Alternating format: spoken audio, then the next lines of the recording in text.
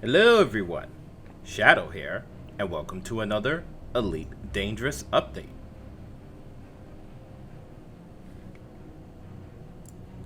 Friday morning, the Shadow and Light made its departure towards the edge of the galaxy from visiting the Zurara. And I must admit, this is a first for me, as well as several others on board. I've traveled all across the Elite Dangerous galaxy, but never have I gotten this close to the galactic edge before, staring seemingly into the endless abyss that is eternity. Now I have to admit, this has really been an experience for me. It's as if the stars just vanished in a flash. Now before we get into that, I want to take another look at the audio logs from the Zurara and just re-listen to some of the key words that are there. I think this is where I will explore that tinfoil hat theory about multiple megaships being out in the black. Now for those of you who listened to this before, you can skip ahead to the time index on the screen now.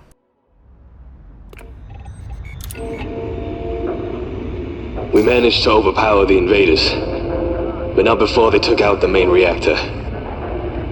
We're dead, in space, with 20 minutes of life support left. Didn't get nothing out of them before they died, but clearly it was all planned. They took a drug which killed them. Doc says it's named Hex-Edit. First it kills your memories, then it kills you. Neat and tidy. So, we're dead. Just waiting for the end. This'll be the last log from the Zurara. Some of the crew have already killed themselves. Others are praying to whatever deity they believe might help them. A few are drinking themselves into oblivion. I don't know what'll get us first. The lack of oxygen or the cold. Battery power's about to die.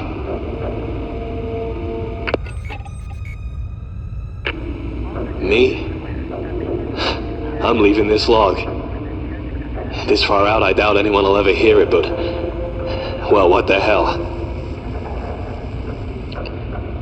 We all signed up for the promise of big payouts. A year of your life in exchange for enough to retire on. I guess I should have looked closer at it. But you would have probably done the same, right?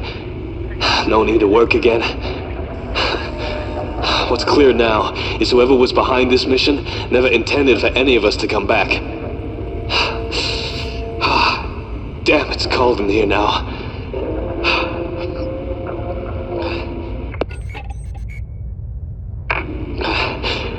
The folks managing the cargo, geez, they were all psychos. The moment we completed the mission, they just snapped. Killed the ship and killed themselves. Some kind of mental conditioning, Doc said. We tried to get word out to the other vessels when we found out. We got a signal out, but I don't know if anyone received it. It'll probably freak them out. I don't think they know we're here.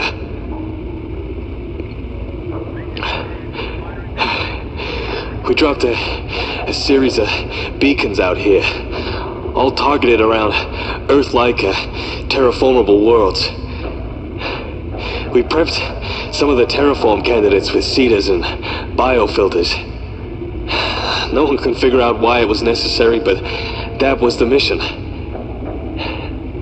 Just as we were turning back, boom, those cargo handlers went nuts.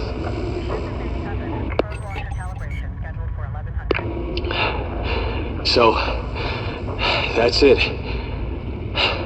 We don't even know why we've been killed. But someone out there knows. Someone out there has blood on their hands. A lot of it. If you figure it out, you give them a message from us. You know what I mean? Funny. We were told there was something bad out here. That was haunted by ghosts. I just never figured it'll be us doing the haunting.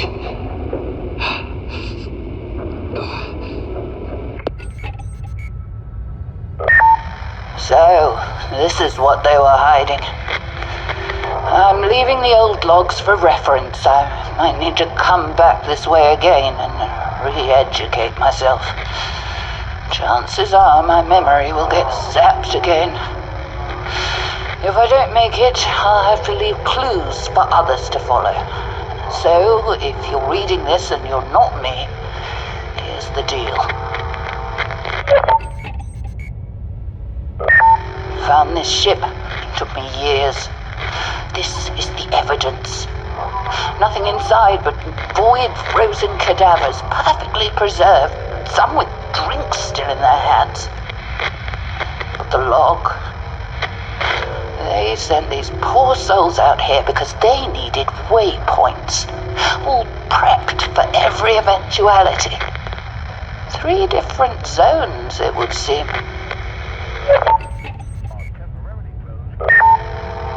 There's a conspiracy. Guess you figured that out already, but it goes way up, way beyond the Feds, the Imps, and the Alliance. Something is coming. I don't know what it is, but it's bad, and it's all being hidden. All this weird stuff far out in the void. It's some kind of contingency plan. The answer to why and who is back in the core, not out here.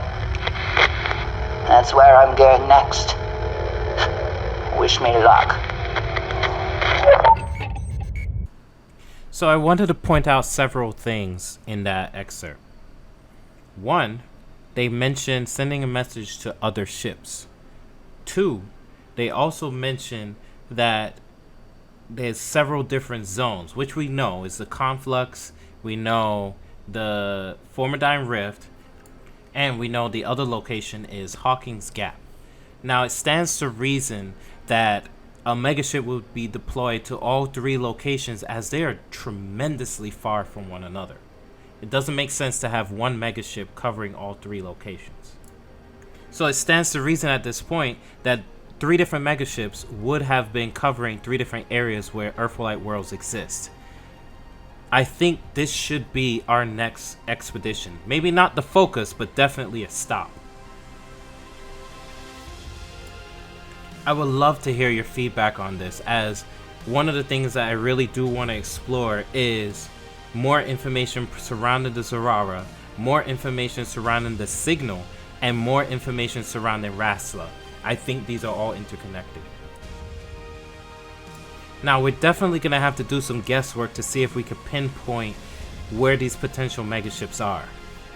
But I think it's doable. Especially if we look back and see how the Zurara was found, we might be able to find clues as to how to find the other 2 megaships. Perhaps then we will have the final conclusion to this epic mystery.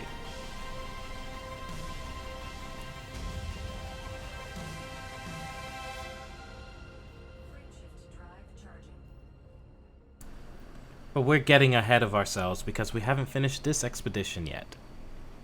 And as I mentioned before, the Shadow and Light is currently located on the edge of the galaxy, where eternity meets infinity, where the sky is as black can be. It's truly an awesome sight to behold. I must admit, the only other time I've come close to seeing a sky this black is when I traveled out to Beagle Point. And even then, there were still many stars in the sky. But as you can see, there's virtually nothing. Like, truly nothing. It's terrifyingly awe-inspiring, all at once. Enough to send shivers down your spine if you imagine the reality of your situation.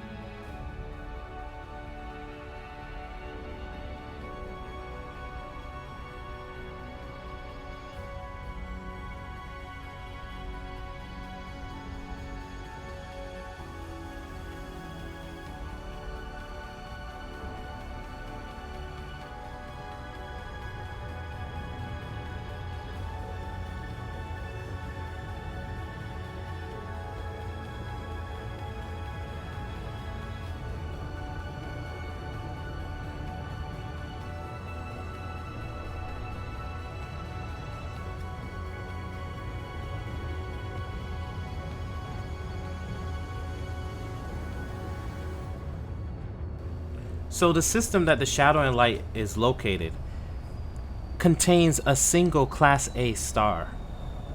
It's relatively young compared to our sun, and definitely a lot hotter, and definitely a lot whiter. Actually, it's considered a blue-white star.